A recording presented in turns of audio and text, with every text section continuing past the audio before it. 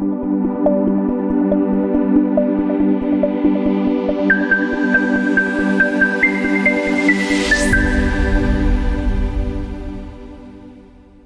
pasada. Este texto, el texto de Shemot, tiene tiene mucha información. Hay muchas cosas que se muestran aquí, que se estudian. Y en esta parashá, el punto central es que comienza el tema de las plagas. Akadosh Baruj Hu va a mandar a Egipto 10 plagas, para a través de estas plagas golpear a Egipto y obligarlo a que suelten a Am Israel y que Am Israel pueda salir de Egipto, recibir la Torá, ingresar a Eretz Israel. O sea que hay un programa, hay un proyecto que Moshe tiene que implementar, y el primer paso de este proyecto es liberarse de Egipto. Ahora, liberarse de Egipto en forma simple no es posible.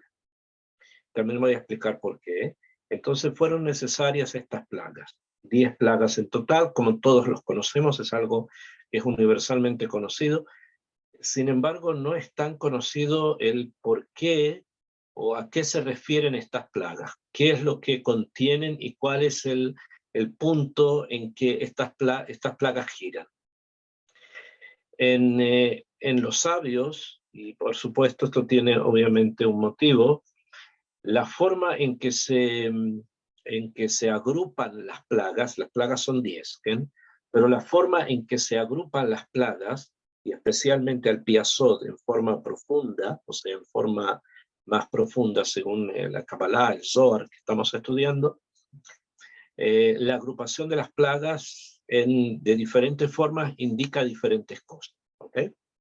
Entonces yo me voy a referir a algunas formas en que se agrupan las plagas, y vamos a tratar de entender qué es lo que significaron y cómo estas se estructuraron. En la Torá, o sea, en el Humash, las plagas están divididas en 2 grupos. En nuestra parashá, en la parashá de Vaerá, aparecen en total 7 plagas.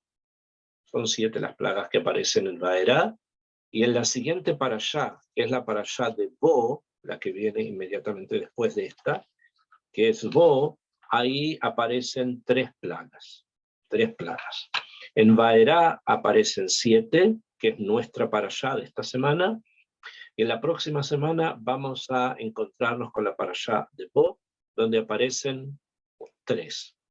Por eso que Bo en hebreo se escribe Bet Aleph. Bet es el número 2 y Aleph es el número 1. Entonces Bo en gematria es 3, porque se refiere a las 3 plagas de las cuales habla la parashá de Bo. Y juntas entonces las 7 de esta parashá y las 3 de Bo suman 10, que son las 10 plagas que Hashem trajo en contra de los egipcios.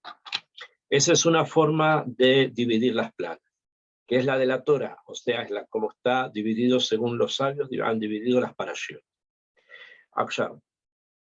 En el bastón de Moshe, del que nosotros habíamos hablado en la clase pasada, yo les había dicho que en el bastón, que viene de muy antiguo, ¿no? Que pasó, un elemento de poder que pasó en varias manos, y que no supieron o no conocieron qué es lo que significaban estas letras grabadas en el bastón. En el bastón las plagas estaban grabadas en grupos de A3.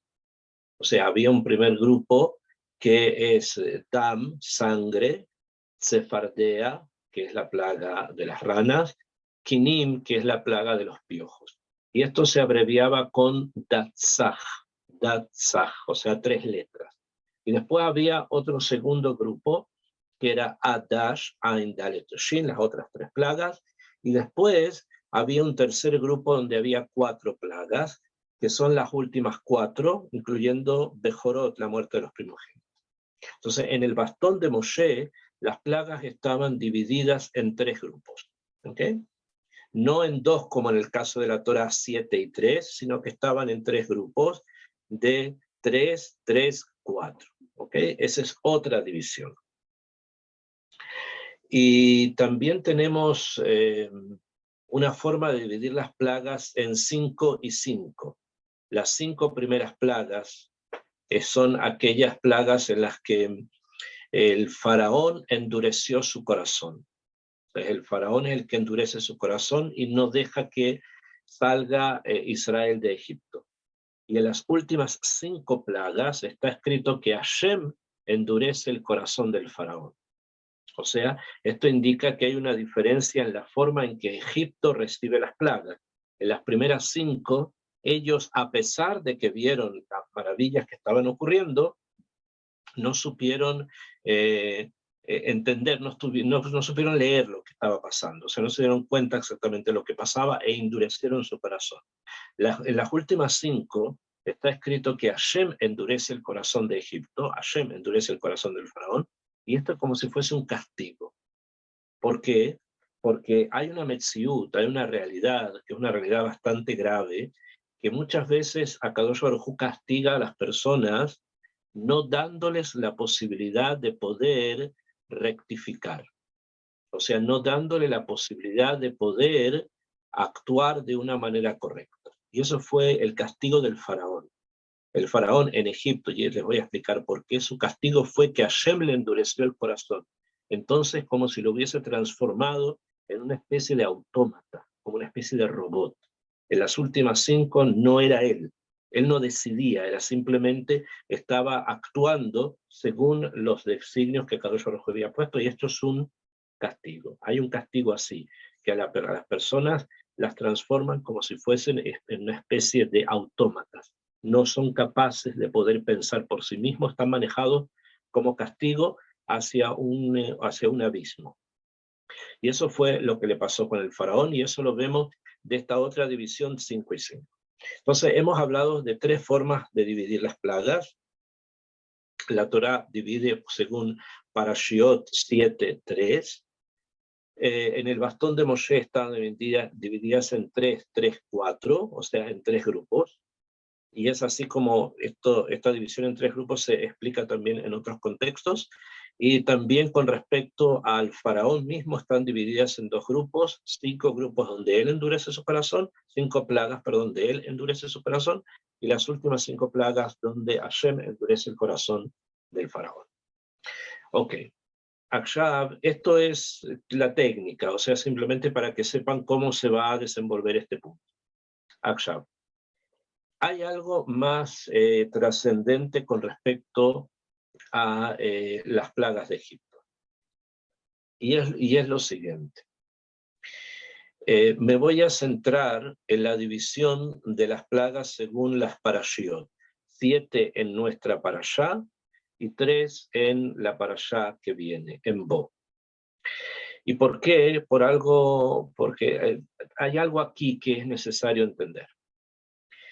Según la Cábala, según el Zohar, estudiado por los sabios, el mundo espiritual, el mundo que es el mundo espiritual, está se formó en el momento de la creación por 22 letras y por 10 sefirot.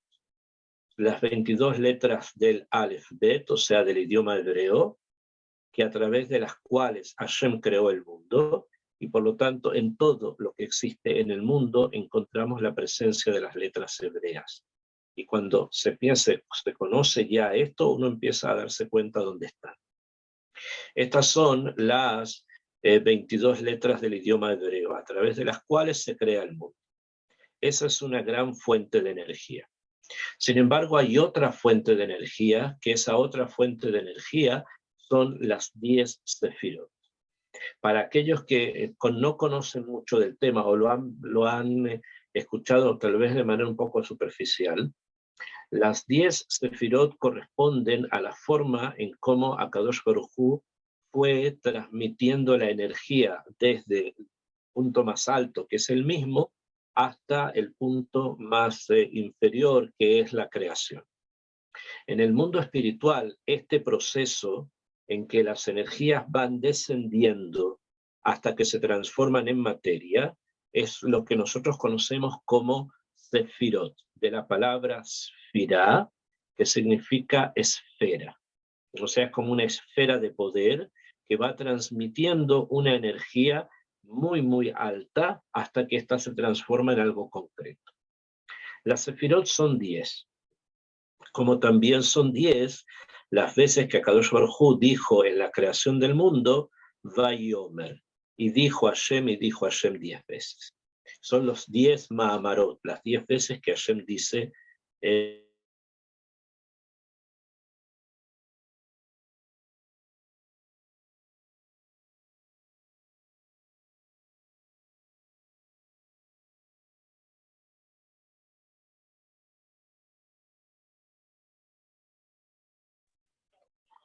¿Qué pasó? ¿Se había cortado el internet?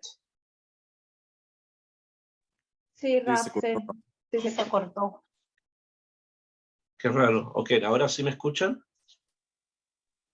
Sí, señor, se escucha. Sí, le escuchamos sobre él. Ok, no sé qué pasó, como que de repente se cortó. Entonces estaba hablando sobre el tema de las Sefirot, que van desde las energías más altas cerca de Hashem Yitbaraj hasta el mundo material en el que nosotros nos desenvolvemos, en el que nosotros nos movemos. Akshav. Las Sefirot dije son 10, como también son 10 las veces que Akadosh Baruj Hu dijo, y dijo Hashem que haya luz, y dijo Hashem que, etc. Las Sefirot tienen nombres. Los nombres de las Sefirot están tomados de diferentes psukim que se encuentran en el Tanaj, que hablan precisamente de la forma en que las energías de la creación se desarrollan dentro del mundo creado. Ahora, las Sefirot, como les dije, son 10, que empiezan desde la más alta, que es la más cercana al Creador, que se llama Keter. Keter significa corona, es la más alta. Después, las Sefirot se estructuran en 3 columnas. Una columna de la derecha, otra columna de la izquierda y una columna intermedia. La columna de la derecha contiene a la Sefirá de Jochma, que frente a ella, a la izquierda, tiene a la Sefirá de Binah, que significa Jochma es sabiduría y Binah es entendimiento. La unión de ambas energías, de la Jochma y de la Binah, o sea, de estas dos formas en que se expresa la energía divina, se unen en una sfirá que las junta a ambas, que se llama Da'at o entendimiento. Y estas son las 3 primeras fuera de Keter. Keter es como algo que sobresale. Keter en hebreo significa corona. Y así como la corona sobresale a la cabeza de la persona, está más allá de la cabeza de la persona, así el Keter está por encima de las energías. Y comienzan realmente entre Jochma, que está a la derecha, que es la sabiduría, Binah, que está a la izquierda, y que cuando se juntan, se reúnen, empiezan a interactuar entre ambas, se forma lo que conocemos como el Da'at, o sea, el entendimiento. Más hacia abajo tenemos en el lado derecho la sefirá de Gesed. Gesed significa bondad. Frente a eso, al lado izquierdo, tenemos la sefirá de Gvurá, que significa fortaleza. Gesed es bondad y frente a eso, al lado izquierdo, Gvurá, que es fortaleza. La unión de ambas, cuando éstas interactúan, forman la sefirá de Tiferet, que significa en hebreo hermosura. Tiferet significa hermoso, hermosura. O sea, de ahí entendemos que la forma equitativa en que se puede combinar la bondad con la fuerza es lo que crea la hermosura. O sea, cuando hay una combinación que es armónica entre fuerza y bondad, eso es lo que nosotros vamos a conocer como hermoso. Más hacia abajo, porque esto va bajando aún, tenemos la sefirá de Netzach, que significa eternidad. Netzach, eternidad. Frente a eso, al lado izquierdo, tenemos la sefirá de Hod, que significa magnificencia, algo magnífico, así impresionante. Y la combinación de ambas, o sea, la forma en que ambas interactúan, es lo que se conoce como Yesod. Yesod. Yesod significa el fundamento. que es la mezcla, es la combinación, obviamente armónica, entre la eternidad y la magnificencia. Y hacia abajo, debajo del Yesod, tenemos una última sefirá, que es la sefirá que se conoce como Malhut. Malhut o reinado. ¿Bien? Ahí tenemos las 10 sefirot. ¿Bien? El Keter, como dije, va por sobre, como la corona va por sobre la cabeza, entonces el Keter va como muy alto. O sea, si se dan cuenta, las 10 sefirot que acabamos de mencionar, que son la Jochma, la Binah y el Da'at, las 3 primeras, después tenemos Chesed, Gvurah, Tiferet, las otras 3, y después tenemos Netzachot, Yesod y Malhut. Serían las últimas 3 más una cuarta final, que sería Malhut. Esta forma en que el universo se estructura, se ordena, se aplica en todo lo que existe en la naturaleza. En absolutamente todo lo que existe están presentes las sefirot. El lado derecho, donde ubicamos, por ejemplo, a la Jochma, donde ubicamos al Gesed, o sea, la bondad, representan todas las actividades en que las personas dan o entregan. Los maestros que educan, las madres que alimentan, los esposos que trabajan, las personas que comunican, etcétera, etcétera. Todo eso está fundado precisamente en las sefirot de la derecha, como por ejemplo la Jochma, la sabiduría, el Gesed, la bondad, etcétera. Al lado izquierdo se presentan todas las fuerzas que se relacionan con el recibir algo. Como por ejemplo, la Binah, el entendimiento es recibir la sabiduría para poderla procesar, para poderla construir. Lo mismo la Gvurah, la fuerza, es un kli, es un instrumento al cual tiene que ingresar la bondad para que de esa manera se pueda activar realmente la fuerza. Y así cada una de ellas, una da y otra recibe. La que da se ubica al lado derecho, la que recibe se ubica al lado izquierdo. Y cuando se combinan perfectamente, tenemos una columna del medio, que es, como dije, en el caso del Da'at, el Tiferet y también el Yesod. Para terminar finalmente, en el Malhut. Estas energías, las sefirot, se ubican también en el cuerpo humano. O sea, también están representadas dentro del cuerpo humano, en donde las 3 primeras, las más altas, la corona, como cualquier corona, están sobre la cabeza. Las 3 más altas, que son la Jochma, la sabiduría, la Binah y el Da'at, se ubican en la cabeza de la persona. ¿Bien? Son sefirot que tienen que ver con la cabeza, y de eso quiero hablar porque las plagas tienen que ver con esto. Y después el resto del cuerpo de la persona representan el resto de las sefirot. ¿Bien? La sefirá de Gesed, bondad, está ubicada en el brazo derecho de la persona. El brazo derecho de la persona es la representación del Gesed, de la bondad. ¿Bien? Por lo tanto, es la mano que da, la mano que entrega, etc. La Gvurah, la fuerza, curiosamente, te podrían preguntar, pero se ubica en la mano izquierda. La mano izquierda representa precisamente la fuerza. ¿Y esto por qué es así? Cuando normalmente la mano más fuerte es la derecha y la menos fuerte es la izquierda. Simplemente, que hablando en forma general. Hay personas que no son así, pero digamos hablamos en forma general, ¿no? ¿Por qué? Porque esto nos enseña algo muy importante, que cuando una persona haga gesed, bondad, lo tiene que hacer con la mano que físicamente es más fuerte. ¿Por qué? Porque la bondad tiene que tener un límite. A la bondad hay que saberla limitar. Y para eso se necesita hacer con una fuerza física especial.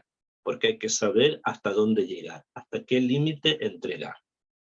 En cambio, la mano izquierda, que es la mano de la Gvurah, o sea, de la fuerza espiritual, es normalmente la mano del castigo, o sea, de aquello que yo quiero castigar por algo. Entonces, Dafka es físicamente la mano más débil, para que sepamos también que cuando hay que castigar, hay que hacerlo también con delicadeza, o sea, no hay que hacerlo con brutalidad, sino también limitándonos. Y las combinaciones del caso de la mano izquierda y de la mano derecha, que son el Gesed y la Gvurá, se representan en el Tiferet, que el Tiferet representa el corazón. El corazón de la persona representa al Tiferet, que es la combinación de ambas.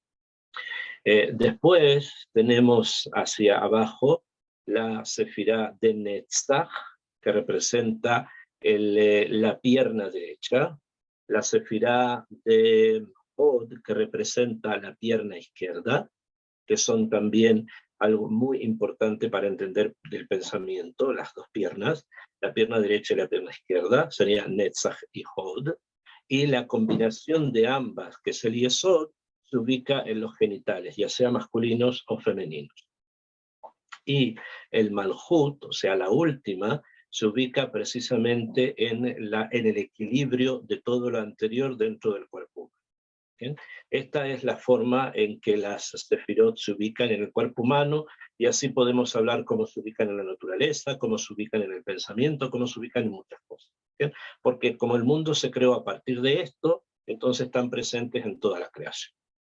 Ok, esto es la forma ideal en que el mundo se maneja. Ahora bien, Egipto, el Egipto que nosotros estamos conociendo, el Egipto del faraón, que nos vamos a encontrar aquí en el Humash, es una realidad tóxica, o sea, es una realidad perturbada, es una realidad que no está funcionando de una manera óptima, sino por el contrario, es un lugar que lo vamos a denominar clipá, o sea, una cáscara o impureza. Quiere decir que un lugar donde las energías no están funcionando de la forma en que acabamos de explicar que tenían que funcionar, derecha, izquierda, las combinaciones de ambas, la armonía, etc. No, por el contrario, es un lugar donde todas las energías que existen en el mundo se han confundido y se han perturbado. Y esto es lo que los sabios cabalistas y el Zohar lo traen en muchos lugares, se denomina el otro lado, o sea, el lado oscuro, el lado que no está actuando como corresponde. Este otro lado, que no actúa como corresponde, sino que está actuando mal, tiene también las mismas energías que tiene el lado positivo, o que se conoce como el lado de la Kedusha, el lado de la santidad. El lado de la santidad de la Sefirot, como acabamos de mencionar, frente a él existe un lado impuro, donde están las mismas energías, pero trastocadas, o sea, que están perjudicadas, están en función negativa, contrario a lo que cómo deberían actuar. Y esto se debe o ¿por qué es así? Para que exista libre albedrío. O sea, para que pueda una persona, en ese momento en Egipto era mucho más fuerte, porque las cosas se veían realmente como que estas ocurrían. ¿Okay? Con el paso del tiempo esto se ve menos, se percibe menos. Hoy día nosotros no percibimos tanto que es bueno y es malo, nos tienen que enseñar. Tenemos que estudiar, esto está mal, esto está bien.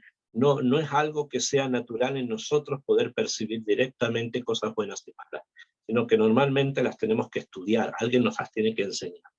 Pero en ese momento, en Egipto, era evidente que lo que era bueno y era evidente lo que era malo. Y Am Israel sabían exactamente de qué tenían que alejarse.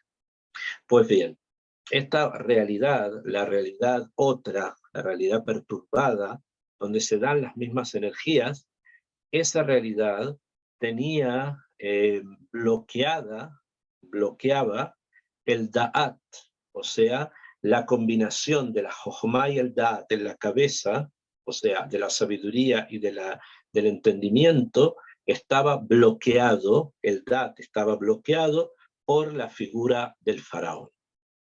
El faraón de Egipto bloqueaba la posibilidad que el mundo superior, Jochma y Da'at, pudiera entregar energía a los mundos que están debajo, que son las sefirot más hacia abajo. Había como en la mitad del cuerpo humano, por ponerlo con esas palabras, algo que impedía que las energías superiores bajaran hacia todo el cuerpo, hablando obviamente de forma general. Es por eso que en hebreo la palabra paró, tiene las mismas letras de la palabra oref, que significa nuca. Oref es la nuca. Y es como si el faraón nos hubiese agarrado por detrás, por la nuca, y no permitiera que las energías de la cabeza bajaran al resto del cuerpo. Y eso es Egipto. Egipto era eso, era impedir el flujo de energía de los lugares más elevados hacia los lugares más abajo. Y esto lo que hacía el faraón, nos tenía como agarrados en la parte esta de atrás de la nuca, que se va a recordar después, los hombres judíos lo vamos a recordar después, con el nudo de los tefilim, que se pone precisamente aquí atrás, en recuerdo de que nos liberamos del faraón, que nos tenía agarrado por detrás. El nudo de los tefilim atrás recuerda eso. Pero hasta que nos liberamos se necesitó un proceso. O sea, para poder hacer que el cuerpo de Israel pudiera moverse, ustedes saben que, por ejemplo, cuando un gato quiere agarrar a sus cachorros, los agarra por detrás, ¿no? Los muerde y como que los inmoviliza. Eso también le puede pasar a una persona. Si alguien te agarra por detrás, te puede inmovilizar, ¿okay? A nivel físico. A nivel espiritual es mucho más fuerte todavía. Impide que los flujos de energía vayan del cerebro al resto del cuerpo. Y esto es lo que pasaba también, pasaba a nivel espiritual con Egipto, y eso es el faraón, y eso es Egipto. Ahora, no piensen que esto se acabó. El hecho de que Am Israel salió, recibimos el tefilín y podemos celebrar que esto está libre y que el único nudo es el nudo que tenemos con Hashem acá atrás. A pesar de todo eso, todavía hay fuerzas negativas y tóxicas en el mundo que quieren impedir que fluyan energías elevadas al resto del cuerpo humano, a nivel humano, físico y también espiritual.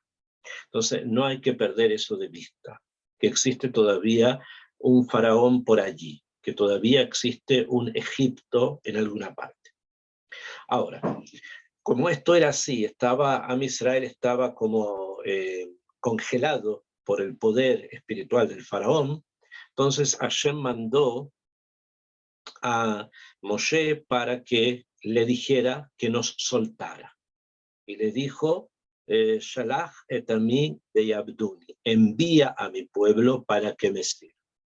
Ese fue el mensaje que Hashem le dio al faraón a través de Moshe. El faraón no escuchó y dijo, ¿quién es Hashem para que yo escuche su voz? O sea, rechazó la petición simple, no quiso escuchar. Como no quiso escuchar y por el contrario se puso muchísimo más exigente con Am Israel, Hashem le dice a Moshe que lo que está escrito en su bastón, ese bastón que viene del principio del mundo, lo que está escrito allí se va a transformar en una realidad de castigo en contra de Egipto. Y ese es el momento en que aparecen las plagas de Egipto, las 10 plagas. Van a golpear mamás la mano del faraón que nos atrapaba acá para que nos suelte. Lo van a golpear y de esa manera se va a soltar. Ahora, para eso se necesitó, como les dije, un proceso. Y este proceso es el proceso que conocemos como el proceso de las 10 plagas. Ahora, estudiando ya esto y sabiendo que este es el motivo por el cual las plagas aparecen, para hacer que la mano del faraón salga de sobre la nuca de Israel, a nivel espiritual, entonces ahora tenemos que entender cómo se da esto, cómo va a funcionar, qué es lo que va a ocurrir. Entonces, en el texto, en nuestra parashá y en la parashá de Bo, cuando estudiemos Bo, les voy a enseñar ahí exactamente cómo se mueve esto en las 3 últimas plagas, pero ahora tenemos que concentrarnos en las primeras 7. ¿Bien? Las primeras 7 plagas que se aparecen en nuestra parashá tienen una estructura, están ordenadas de una forma. Hay una forma en que están estructuradas, organizadas, y es importante entenderlo para entender cómo se va a aplicar. Entonces, voy a explicarles lo siguiente. Si nosotros nos fijamos en la primera plaga es un paradigma. O sea, así como va a ocurrir en la primera plaga, va a ocurrir en la segunda y no va a ocurrir en la tercera. Después va a ocurrir en la cuarta, va a ocurrir en la quinta y no va a ocurrir en la sexta. Lo voy a explicar. En el texto, en la Biblia que estamos estudiando, en el Perek Zain, en el capítulo 7, en el versículo Yud Dalet 14, comienza la primera plaga, que es la plaga de sangre. Y Hashem dice así, Vayomer Hashem el Moshe. Le dice Hashem a Moshe, Kaved lev Paró, el corazón del faraón está duro. Me'en le shalach ha'am, no quiere dejar que se vaya el pueblo. O sea, él no va a soltar la mano así simple, vamos a tener que golpearlo. Entonces le dice así Moshe al faraón, Lej el Paró, anda donde el faraón. Baboker, por la mañana, y neyotse amaima. Y por la mañana muy temprano el faraón, ¿qué es lo que hacía? Iba a hacer sus necesidades al lado del río, para que nadie lo viera. Porque supuestamente como él era un dios, los dioses no van al baño, ¿no? Entonces, para que nadie lo vea, entonces él lo hacía en forma escondida muy temprano por la mañana, así traen los midrash. Y Hashem le dice a Moshe, anda precisamente allí, cuando esté en eso, y ahí le vas a decirlo así. O sea, que lo vea, que el faraón vea, que Moshe lo ve en el momento en que esto está pasando. Y allí es donde Moshe le dice al faraón que va a venir una plaga, que es una plaga de sangre, que las aguas de Egipto van a ser golpeadas, se van a transformar en sangre. Esto es una advertencia, o sea, esto es una advertencia. Se advierte al faraón lo que va a ocurrir. Todavía no ha pasado nada, es simplemente una advertencia. Si el faraón no está dispuesto a dejar que el pueblo salga, entonces la advertencia se va a transformar en algo actual, en algo que va a ocurrir. Bueno, el faraón, sabemos, no aceptó y la plaga vino. Este es el esquema: advertencia y golpe. O sea, se va a advertir al faraón y después se va a golpear. Ese va a ser el esquema de las plagas. No todas las plagas van a tener advertencia, pero siempre las dos primeras plagas van a tener advertencia. La primera plaga va a tener advertencia y la segunda plaga va a tener advertencia. La tercera no va a tener advertencia. O sea, en la tercera no se le dice nada al faraón y solamente se le golpea.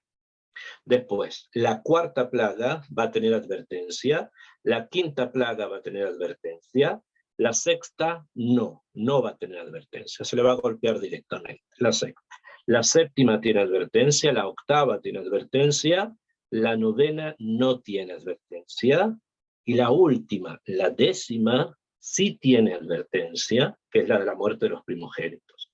Pero va a ser un poco diferente, distinta, podríamos estar en la parte más alta. Eso lo vamos a ver la próxima semana. Entonces, el esquema, como les dije, va así. La primera plaga se advirtió al faraón de lo que iba a ocurrir. ¿Dónde le dijo? En el agua del río. Al agua del río, ahí fue donde le dijo la primera plaga, que va a ser la plaga de sangre. Como le dice acá, la Torá, ve a Marta Elab, le vas a decir así, que así vas a saber que yo soy Hashem, y le dice en esa plaga que con este bastón va a ser golpeada las aguas de Egipto en el río Benefju Ledam, y se van a transformar en sangre. O sea, acá tenemos otro elemento, presten atención a las cosas técnicas porque de aquí vamos a estudiar. Hay otro elemento más que está presente y el hecho del bastón. O sea, la primera plaga hubo advertencia y además en la primera plaga hubo un bastón. O sea, las aguas se golpearon con un bastón. Y esto también yo quiero desarrollar un poco más, si tenemos tiempo, para explicar por qué hay un bastón. Akadosh Baruj Hu puede hacer todo sin necesidad de ninguna señal, de ningún instrumento. Hashem dice, punto, ¿por qué hay un bastón? Eso hay que entenderlo también. Ahora, esta plaga, la plaga de sangre, tiene otra característica que solamente va a tener esta plaga y la segunda. La primera plaga es de sangre, la segunda plaga son las ranas. Van a tener una característica, estas dos, que ya ninguna más va a tener. Y es la siguiente, escuchen bien. La primera plaga, la plaga de sangre, va a ser imitada por los brujos de Egipto. Así dice en la Torá más adelante, en el versículo 22, dice, Beyasu gen, después que las aguas de Egipto se habían transformado en sangre, dice, Beyasu gen hartume mitzrayim belatei. Hicieron lo mismo los brujos de Egipto con sus brujerías. O sea, transformaron el agua, la transformaron ¿en qué? En sangre. También los brujos hicieron lo mismo. Lo mismo que Moshe había hecho, también lo hicieron los brujos de Egipto. Entonces, acá preguntan todos, pero son cosas distintas. Moshe no es un brujo. No hay brujería acá. No es que te estén engañando con un tipo de brujería. Esto es Hashem el que transformó el agua en sangre. Entonces responden que la verdad es que los brujos, entonces y también hoy día, lo mismo, porque la regla se aplica siempre, nunca pueden cambiar la esencia de algo, sino que solamente te pueden hacer ver, pensar o sentir que hubo un cambio, pero jamás es un cambio real. Cuando Moshe golpeó, o sea, él no lo hizo Aarón, golpeó con el bastón las aguas, el agua se transformó en sangre, el agua en sangre, o sea, había agua y ahora hay sangre.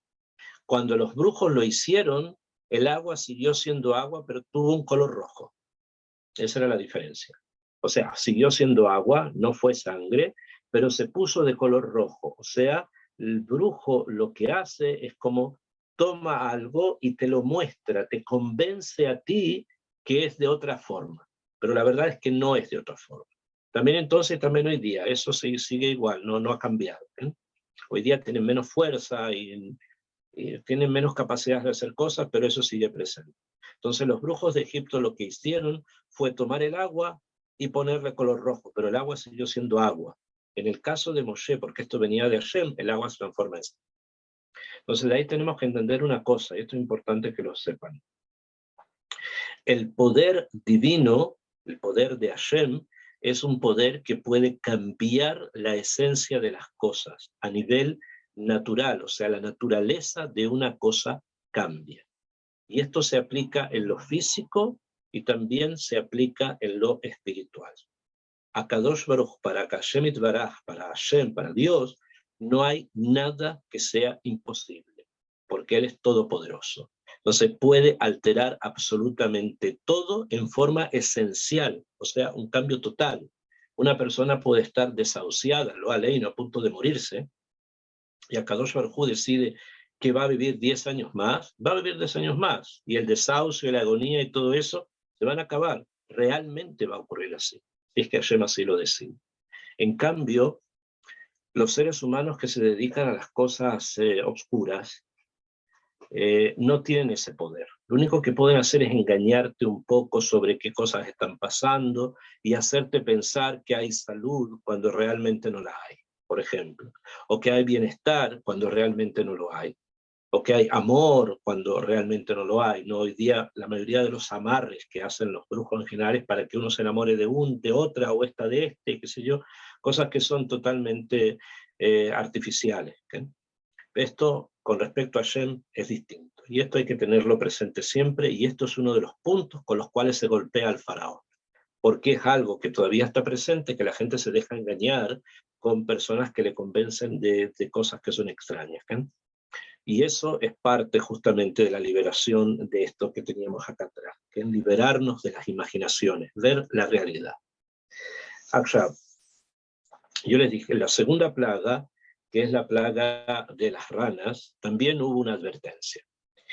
Y acá, Akadosh Baruj Hu le dice a Moshe así, Vayomer Hashem el Moshe, le dice Hashem a Moshe, Bo el Paró, anda donde el faraón, ve a Marta Elab, y le vas a decir a él, Ko Amar Hashem, etcétera, etcétera, si no nos deja salir, advertencia, va a haber otra plaga. que va a ser la plaga de una rana. Era una sola rana, una sola. Una sola rana gigante que salió del río y que como los egipcios se asustaron, la comenzaron a golpear a la rana esta. Cuando la golpeaban salían millones de ranas. O sea, ellos trataron de eliminar el problema y la verdad es que el problema se les hizo mucho más. ¿Okay? Eso hay que entenderlo también, que eso es lo que significa este midrash. Una rana la golpeaban, salían miles de ranas. Y esto fue lo que le advirtió Moshe al faraón. Le dijo, si es que tú no dejas salir a Egipto, entonces lo que va a ocurrir es que va a venir esta plaga. Y así fue, finalmente, con un bastón también golpearon, salieron las ranas, una sola, golpeaban las ranas, que era una sola, y salían miles de ranas pequeñas. Los brujos trataron de hacer lo mismo, quisieron hacer lo mismo, y lo hicieron. Y así como está escrito en la Torá, en el capítulo 8, en el versículo 3, dice, Beyasu Gena Hartumin. Hicieron así los Hartumin, o sea, hicieron así también los brujos. Ellos también hicieron ranas, pudieron crear ranas, no eran reales. Ya les dije, simplemente es una imaginación, muchas ranas, pero no eran reales. Akshav, después, igual que en el primer caso, el faraón pide que le quiten la plaga y Moshe se las quita. Después la segunda, lo mismo, que quite la plaga y Moshe se las quita. Hasta ahí llevamos dos, no se olviden, advertencia y cumplimiento. Y que en ambos casos los brujos hacen lo mismo. Pero ahora llega la tercera plaga, que es la del primer grupo. Y dice así. Vayomer Hashem el Moshe. Estoy leyendo en el capítulo 8, en el versículo 12. Dice, Vayomer Hashem el Moshe. Le dijo Hashem a Moshe, Emor el Aarón.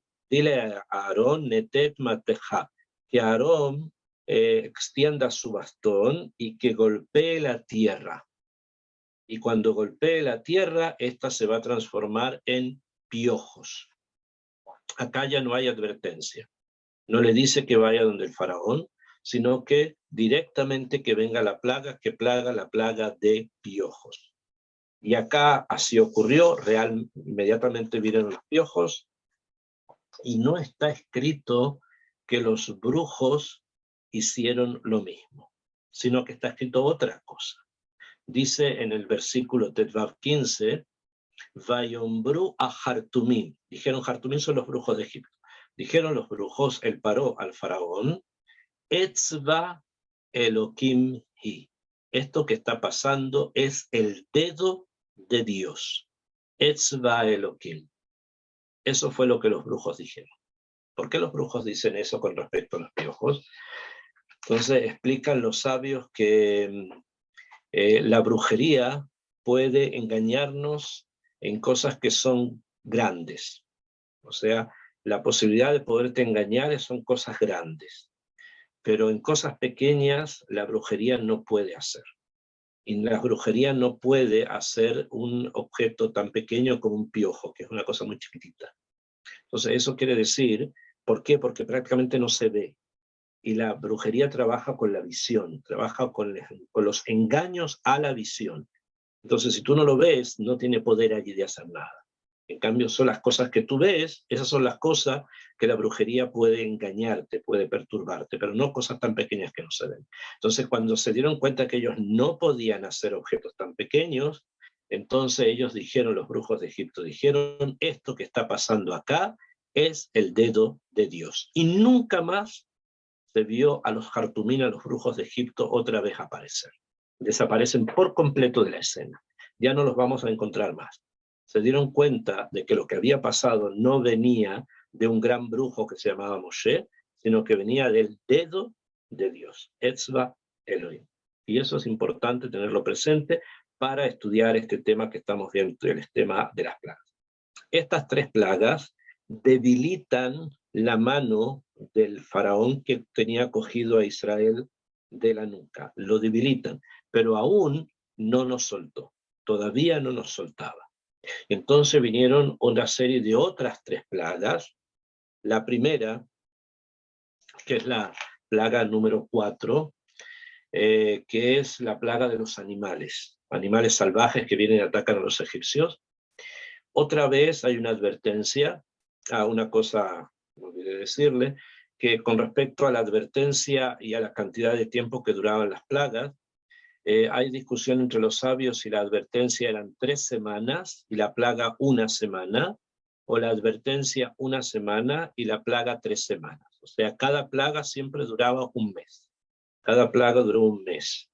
Eso quiere decir que estuvieron en este trámite durante 1 año.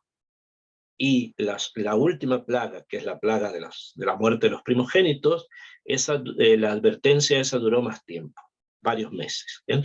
Hasta completarse 1 año entero. El año son 12 meses. 10 de estos, tenían que 9 de estos estaban referidos a 9 plagas, y la última ocupó los últimos meses. Entonces la plaga de los animales hubo advertencia, el faraón no le interesó escuchar, y en ese momento viene la plaga, se realiza, y viene la plaga esta de los animales salvajes que atacan a los egipcios. El faraón, ya no hay brujos acá, el faraón le dice a Moshe que le saque los animales, se los sacaron, no quiso dejar salir a Israel de Egipto, vino una 5ª plaga, que es la plaga de la mortandad, o sea, la plaga de la maguefá, de la muerte, en la plaga de la muerte, y murieron los animales de los egipcios. Fue una mortandad sobre las propiedades materiales, o sea, el dinero de los egipcios murió, se perdió.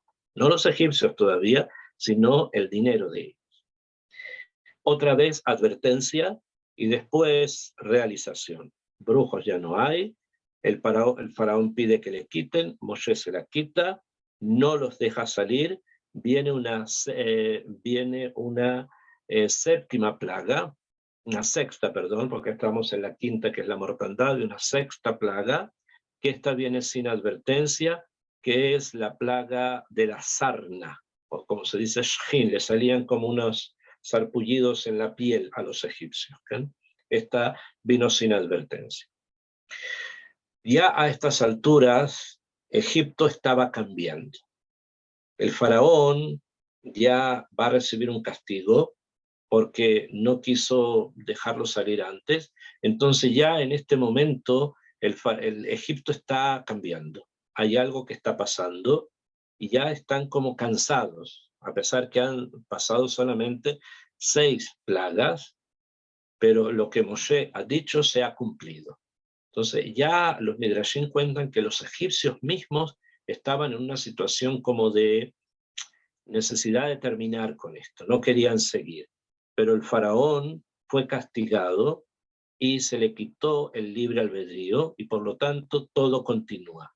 Continúa ¿por qué? Porque ese fue el castigo del faraón. Y entonces va a venir la 7ª plaga, que es la última que aparece, no se olviden, la 7ª, es la última que aparece aquí, en Vaerá. Son 7 plagas acá y 3 en la próxima para allá. Y esta plaga, la 7ª plaga tiene advertencia, como ya la conocimos, como ya sabemos, que es la plaga del granizo. Del cielo llovieron unos granizos, pero no eran granizos normales, sino que eran bloques de hielo que adentro de los bloques de hielo tenían fuego. Así trae el Midrash. Era un bloque gigante de hielo que adentro tenía fuego. Entonces caían sobre las casas de los egipcios, les rompían las casas, los techos, y adentro explotaba. Explotaba como una bomba.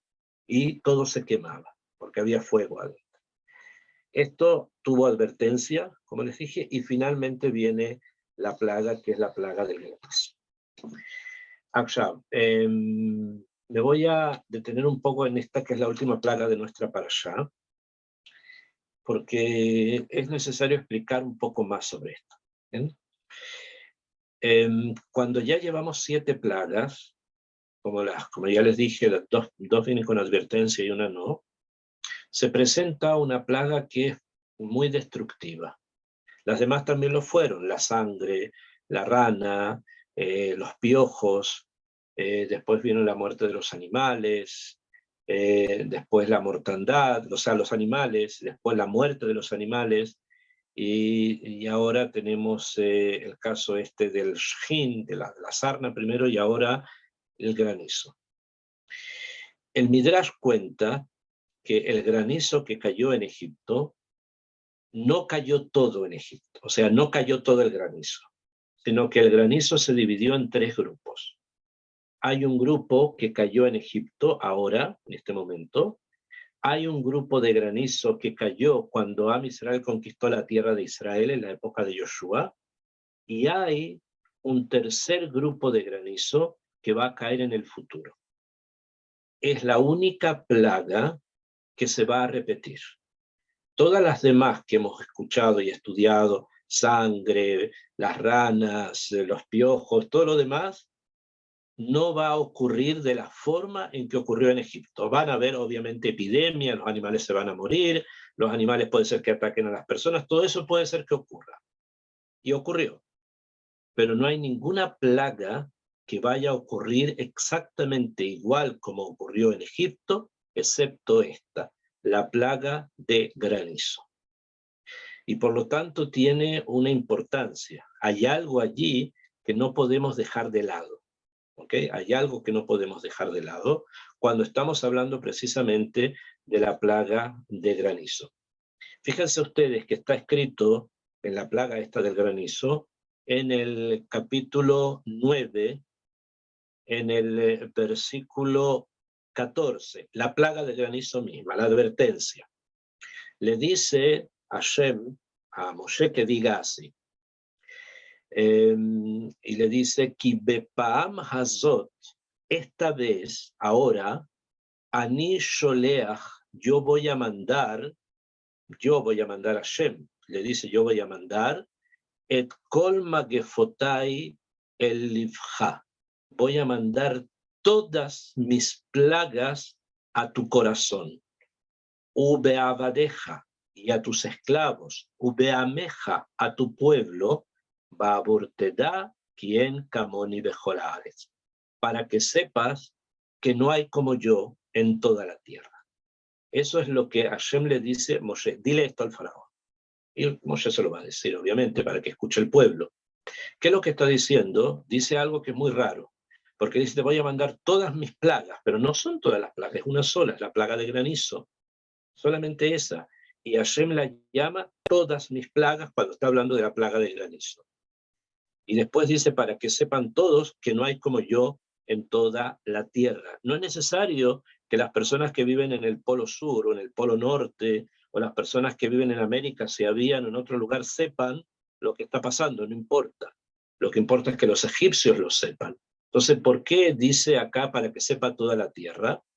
Entonces explican los sabios que esto no es algo específico de ese momento, sino que está hablando de lo que va a pasar en el futuro. Es una profecía para el futuro, para enseñarnos que en el futuro va a haber una destrucción masiva. Algo va a ocurrir en el futuro que va a destruir masivamente a gran parte de la humanidad que está sobre la tierra. ¿Qué exactamente? El granizo, hielo que va a caer del cielo, que dentro de él hay fuego. Y eso va a causar una destrucción masiva en gran parte de la población mundial. De eso es lo que se está hablando acá y eso es lo que se anuncia acá. Ahora, no hay que asustarse porque en la Torá todo lo que es siempre para mal o las cosas que suelen ser negativas pueden cambiar si las personas cambian su forma de comportamiento o si las personas están conectadas con Hashem, aunque ocurren, a ellos no les pasa nada, porque hay una conexión divina mayor, simplemente. Pero si el mundo continúa ofendiendo a Kadosh Baruj Hu de la forma en que que lo ofende, que está constantemente yendo en contra de los valores que Kadosh Baruj Hu quiere que tengamos, entonces el granizo está allí esperando para caer. No hay que jugar con fuego. Y esto es literal, porque esto que está dicho acá va a volver a ocurrir otra vez. Y así es como el Midrash lo trae. Pero puede no ocurrir, puede ser que se desarme el hielo y si se desarma el hielo, el fuego se va a apagar, ¿no? Pero eso va a depender de nuestra actitud y de la forma en que nosotros queramos cambiar.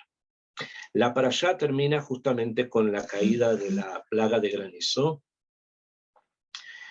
cómo esto ocurre y qué es lo que finalmente pasa. Y que Hashem, o sea, el faraón le pide a Moshe que saque esta plaga y la saca, pero aún así no está dispuesto a dejar que Israel salga de Egipto. Y ahora vienen las últimas 3 plagas que las vamos a estudiar en la próxima semana, especialmente la plaga de los muertos de los primogénitos, que es importante. Este es el esquema como está funcionando. Hasta el momento, todavía la mano del faraón está puesta sobre la nuca espiritual de Israel, pero ya está muy débil. El último golpe, que es la muerte del primogénito, es el que va a hacer que suelte finalmente la mano de Dios. Pero para eso necesitamos todavía un poco más de tiempo. Estamos avanzando en esa dirección. No olviden, hay una plaga que se va a repetir, la única. Y a eso lo llama la Torá todas mis plagas. Todas mis plagas. ¿Por qué? Porque esa fue la peor de todas. Bueno, alguien puede decir la muerte de los primogénitos. No, esa no fue la peor de todas. Vamos a ver que es precisamente la plaga del granizo. Ok, les doy tiempo para preguntas si ustedes quieren preguntar de lo que hemos estudiado. Rafa, una consulta. Sí. ¿Existirá alguna verá en el cual transforme o deje, o sea, al ser humano como lo que le pasó a Paró, que le quitó la voluntad? Hoy en día, o sea, hay una persona alguna verá que ¿no? Que no pueda arrepentirse y que no pueda cambiar, no, hoy día no. Eso solamente ocurrió con el faraón por un motivo muy específico, porque el faraón era una especie de androide, no era exactamente un ser humano como nosotros lo conocemos, había muchas fuerzas metidas en él. Pero hoy día no, hoy día toda persona puede volver en Teshuvá y puede cambiar, puede rectificarse y puede seguir un buen camino. Eso no quiere decir que no va a recibir castigo de las cosas malas que hizo, pero sí es posible cambiar. Ojalá. Chicos, micrófono abierto, las personas levanten la manito.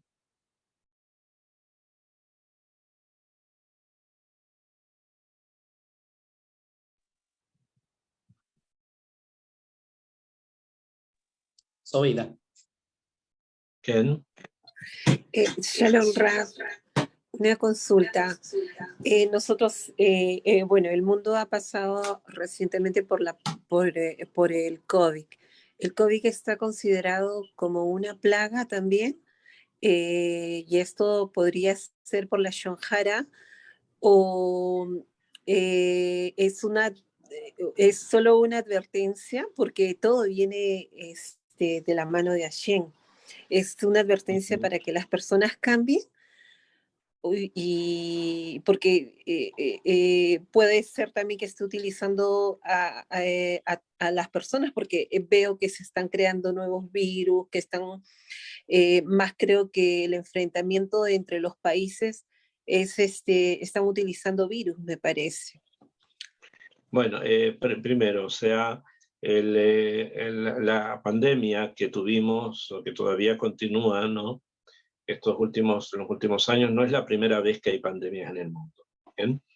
Ahora, las pandemias, o sea, las magefot, son castigos que vienen, por supuesto, por el mal comportamiento que las personas tienen, y también son un edgar, un desafío para poder superarnos, tanto materialmente a través de todo lo que se descubra para poder salvarse de eso, y obviamente también materialmente, para hacer tefilá y saber que finalmente todo depende de Kadosh Baruj Hu, que hay que tratar de conectarse con Hashem para salir de aquí.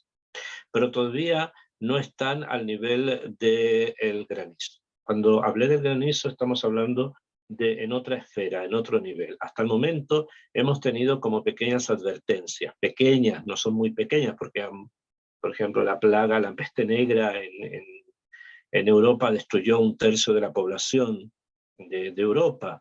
En la Shoah murieron también como una tercera parte del pueblo judío, etcétera. O sea, hay muchas cosas que son advertencias, pero todavía no están al nivel de los granizos, que son parte de lo que se conoce también como la guerra de Gog y Magog. Es otra cosa, algo distinto. Gracias, Ra. Pinjas, בבקשה. רב, solo כמה מילים al concepto de Zeir Anpin y Arich Anpin, Rav. Lo que hablamos un poco al principio de la Sefirot, un par de palabras de esos dos conceptos.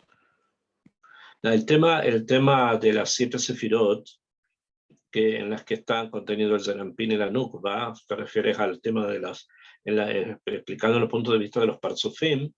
Eso es algo que Bezrat Hashem quiero explicar la próxima clase cuando hablemos de las 3 Sefirot de arriba, que aún así no es el Arich Anpin. El Arich Anpin está relacionado con el Keter, y el Keter sobrepasa lo que hemos estudiado porque tiene que ver con otra dimensión. La otra dimensión lo vamos a ver cuando veamos las 3 Sefirot de arriba, que son la Jochma, la Binah y el Da'at, en la próxima clase, la próxima semana, Bezrat Hashem. Ok, total. Rap, otra consulta. Sí. Justo estaba pensando, este granizo que ha quedado suspendido en el cielo es debido a lo que Moisés, en el momento que la plaga se desató y el faraón le pidió que hiciera un alto a esta plaga y Moisés paró la plaga. ¿Es debido a eso? ¿Que es que una de esa parte de ese granizo quedó suspendido aún en el cielo? No, el tema del granizo suspendido y que cayó después parte de lo que había quedado con la época de Yoshua, eso es parte del plan, o sea, estaba ya determinado de antes. El granizo que quedó, el granizo que suspende Moshe es el granizo que tenía que caer. Cuando el faraón le dice que suspenda, que termine la plaga y que no siga cayendo granizo, en ese momento cayó todo el granizo que tenía que caer en ese momento en Egipto, y después quedó algo guardado para lo de Yoshua, para la conquista de la tierra de Israel, y el tercero para la guerra de Gog y Magog. Ya, Raf, gracias.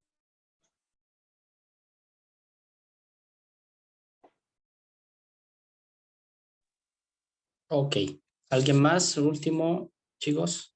¿Alguna pregunta? Rabino, aprovechen. Bueno, si no hay más preguntas, entonces Bezrat Hashem continuaríamos la próxima clase. Que tengan Shavuot Tov, que tengan una buena semana y que Bezrat Hashem también tengan un excelente Shabbat. Cuídense mucho.